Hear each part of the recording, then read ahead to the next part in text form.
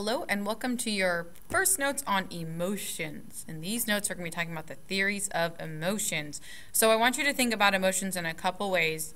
Again, I don't know why this lady is the poster for this whole unit. A couple things with the emotions. So talking about, when we'll look at it later in the unit, but emotions can be something that you feel that you might not necessarily label at that point, and they can also be something that are expressed. Okay, so kind of fast forward to our unit, we'll talk about the theories of emotions: embodied emotion, meaning like in your body what happens; expressed emotions, so like what that actually looks like; experienced emotions; and then our last part's going to be on stress and health. Okay, so there's our next 5 notes. So let's talk about the theories of emotions today. We're going to use this one situation and explain it over and over using the different theories of emotion. And there's 3 different theories. You need to know their names that are associated with them and then what that actually means. Again, using the same example. And while we're talking about that, I want you to think about, and maybe write down to the side or just kind of be conscious of, I want you to think about, where do emotions come from? That's what we're trying to address here. Why do we experience emotion? So why do we get angry or sad or anxious? If I lose my child at the store, why does my heart rate go up? Why am I in a panic? Why do I feel anxiety when I'm away from someone? Why do some people make you happy? And then really, what are they made of physiologically? What does it mean to be physiologically happy versus physiologically sad or anxious? Okay, so we'll look at the mechanisms in our body, what it looks like, so expressed emotions, and then where they come from. So let's talk about the first, just an emotion. I guess we should define that. Back up just a second. Slow down. So an emotion is really, this is the definition here. It's a whole organism combination of 3 things. So talking about the whole organism, it can't just be part of it. Emotion is defined as these 3 things.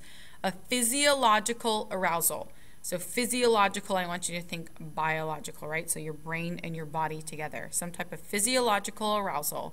An expressive behavior, so behavior that comes with that physiological arousal.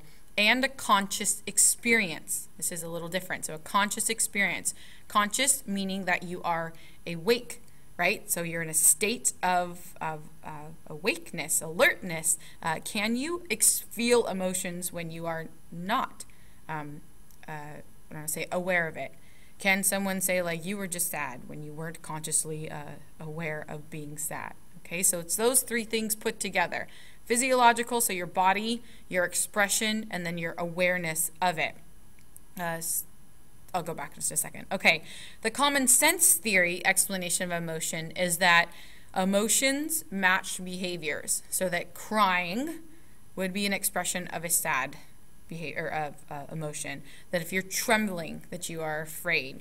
If you are laughing, then you are happy, right? So that there's these classic behaviors that match up these classic emotions. That is called the common sense theory. Okay, now let's talk about 3 different theories of why we experience emotions, and we're going to talk about a car crash. Okay, so here is, there we go.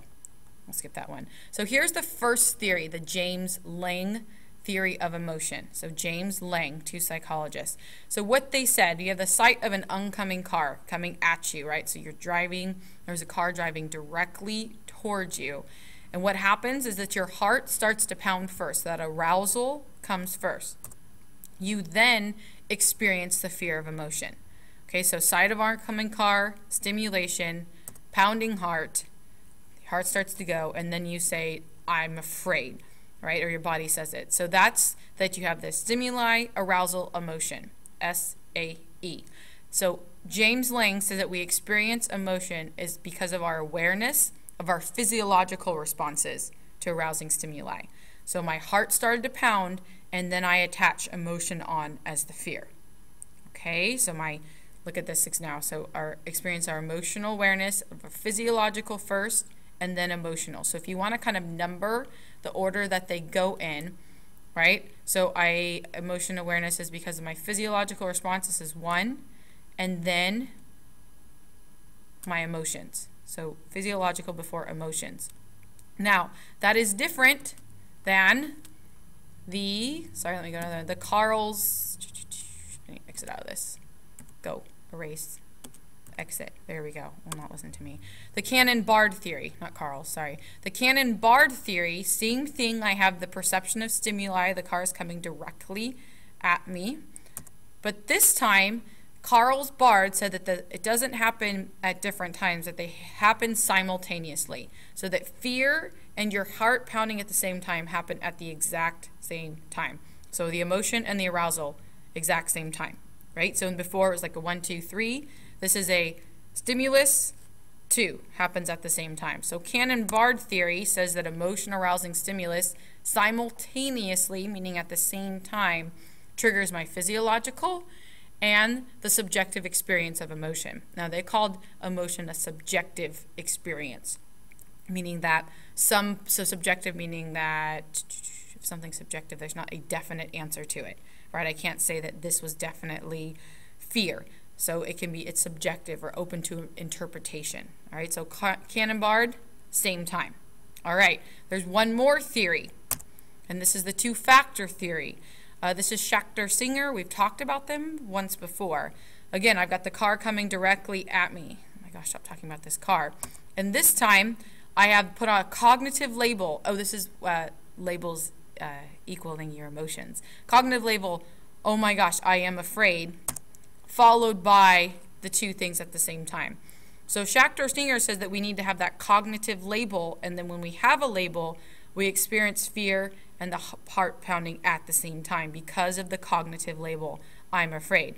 So a baby who's in a car watching this happen that has no cognitive label to be able to say, I should be afraid, would not experience fear or pounding heart because they're not aware that this sight of the oncoming car could lead to danger.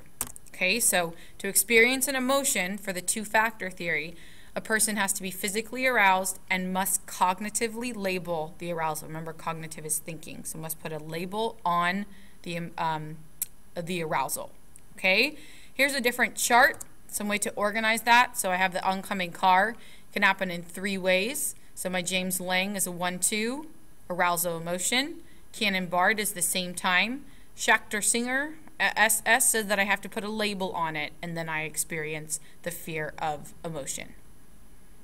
So now we've talked about the different theories. Let's talk about what emotions actually do to your body, so the embodied emotions.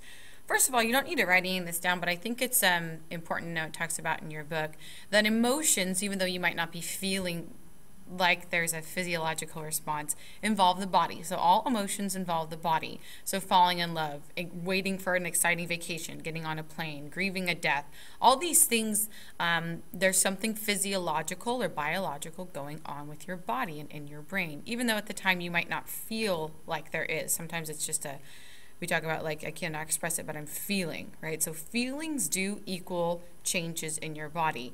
Some physical responses are easy to notice, like sweating and heart rate, and others take part at the level of our brain. So those are not as easy to notice. Okay, so someone being very quiet with no body changes can still be having emotions at the neural connection. All right, so let's talk about our bodies and what happens under different emotions. So the autonomic nervous system, this is just a review. Remember that the autonomic is paired into the sympathetic and the parasympathetic, right? So we had our branching diagram.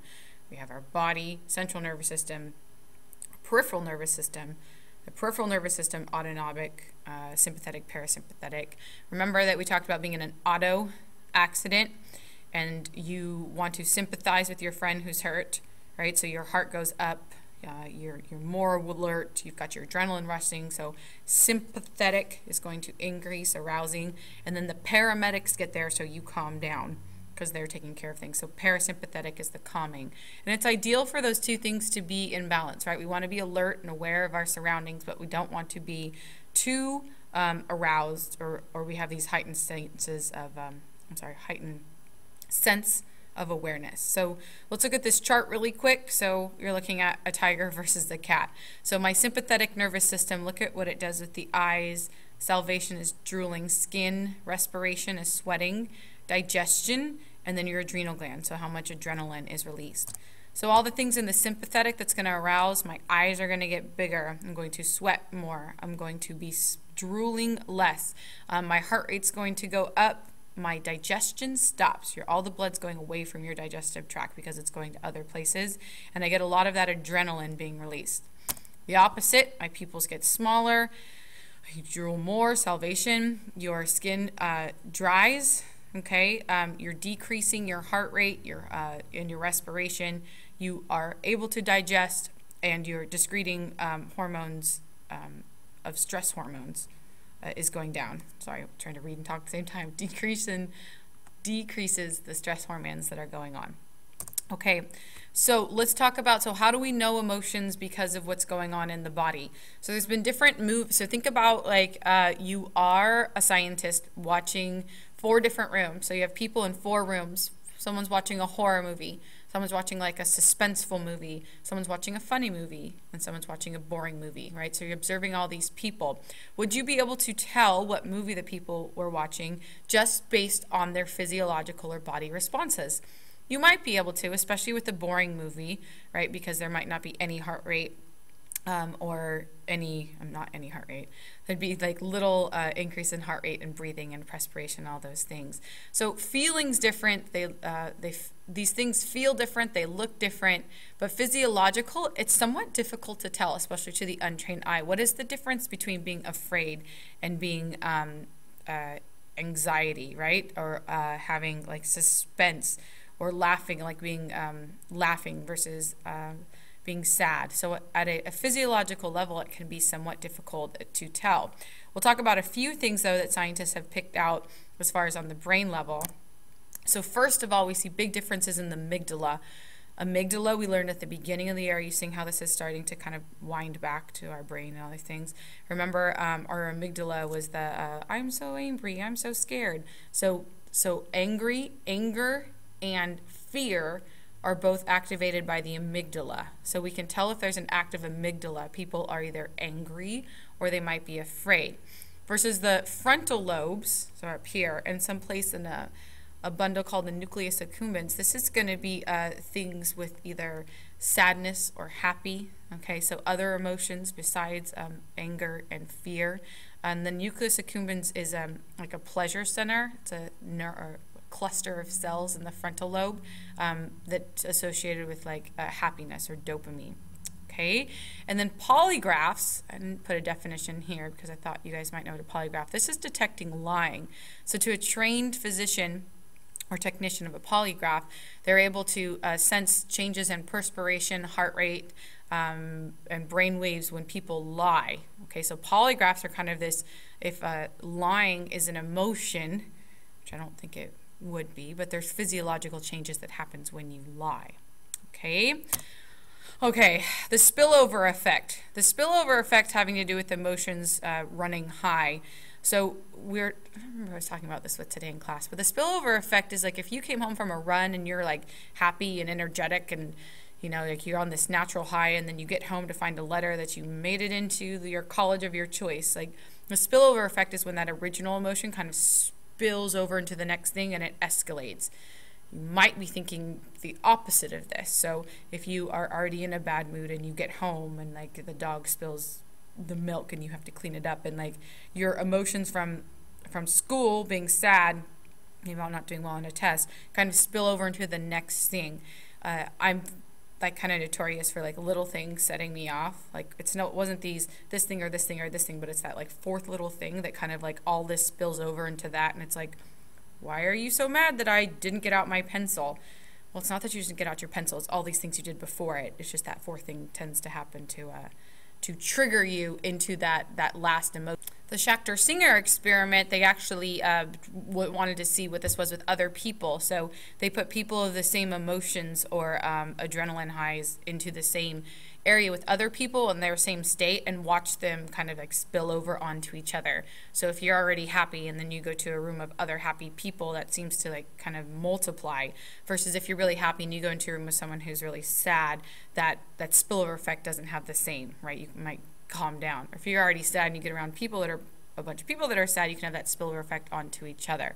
And then this last thought, that arousal fuels emotions and cognition channels it. So arousal fuels emotions, being aware of your situations, your emotion, and then cognition or thinking about it actually channels that emotion into action. And I think I skipped over this kind of overarching theme that cognition can define emotion.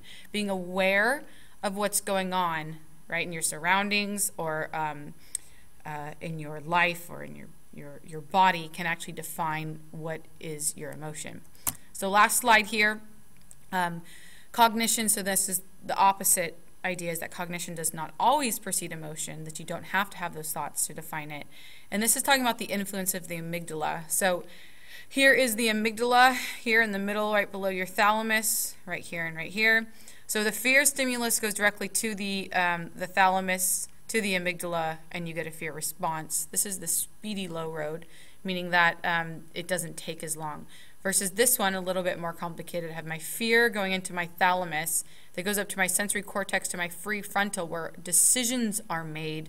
That goes back to my amygdala, and then I get afraid of it. So the thinking high road. So the speedy low road, this is like that car coming at you, right? Like it's kind of just a response, a knee-jerk emotion. This is where you actually might have to think about it. Like, should I be afraid of this? It goes into your higher order thinking before you decide that it's something that should go to your amygdala to be afraid of. So cognition does not always precede emotion, and that sometimes it bypasses that logical part of your brain, the prefrontal cortex, and sometimes it doesn't. Sometimes we do process it in a higher order. Okay, in our next notes, we'll talk about how we actually express emotions, so what that looks like.